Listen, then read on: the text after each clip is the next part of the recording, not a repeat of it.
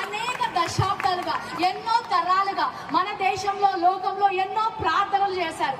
మన దగ్గర కూడా మనందరికీ తెలిసిన ఉపనిషత్తులోంచి అసతోమ సద్గమయ, తమసోమ జ్యోతిర్గమయ, మృత్యోమ అమృతంగమయ, ఓం శాంతి శాంతి శాంతి అని ఎన్నో దశాబ్దాలు పండితులు, వేద పండితులు ఎన్నో ప్రార్థనలు చేశారు. అంటే అసతోమ సద్గమయ, అసత్యంలో ఉన్నామయ్యా, సత్యంలోకి నడిపించండి. తమసోమ జ్యోతిర్గమయ, చీకట్లో ఉన్నామయ్యా, వెలుగులోకి నడిపించండి. మృత్యోంగ అమృతంగమయ, మృతి చెందిన వారి వలె ఉన్నాము, జీవము లేని వారి వలె ఉన్నాము, మాకు జీవాన్ని ఇయ్యయ్యా అని ఉపనిషత్తుల్లో భారతీయ వేద పండితులు అనేక సంవత్సరాలు ప్రార్థన చేశారు. లోకమంతటిని కూడా వెలుగు కావాలని ప్రార్థన చేసింది. ఆ ప్రార్థనకు జవాబుగా పరలోక తండ్రి తన సొంత కుమారుడైన యేసు క్రీస్తును పంపించాడు.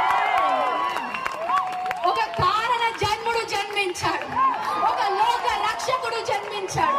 ఆ ప్రార్థనకు జవాబుగా పరలోకము నుంచి అద్వితీయ కుమారుడు ఈ లోకానికి వచ్చాడు.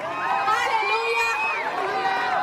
ఆయన వచ్చి యోహాను 14లో అంటాడు, I am the way, I am the truth, I am the life, I am the answer to the prayers of the mankind. సత్యములోకి నడిపించడానికి నేను వచ్చాను. ఏ మార్గం అయితే కనిపించకుండా ఉందో ఆ మార్గాన్ని చూపించడానికి వచ్చాను.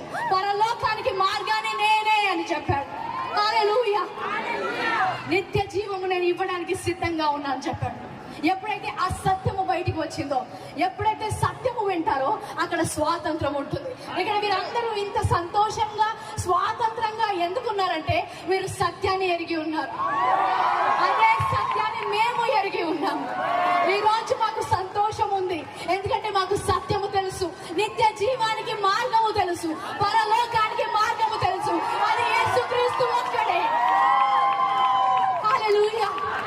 ఎన్నో సంవత్సరాలు సత్యము తెలియక, నా జీవితం ఏంటి, ఈ లోకము ఏంటి అని తెలియక ఆ ఆలోచనలతో డిప్రెషన్ లోకి వెళ్ళిపోయి చనిపోదాం అనుకున్న నాకు పరలోకపు తండ్రి ఈ సర్వ సత్యాన్ని తెలిసినప్పుడు నిత్య జీవమునకు వారసురాలుగా నన్ను చేశారు. హల్లెలూయా.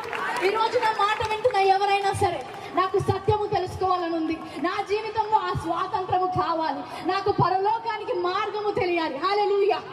ఈ రోజు స్వాతంత్రము దేశానికి మాత్రం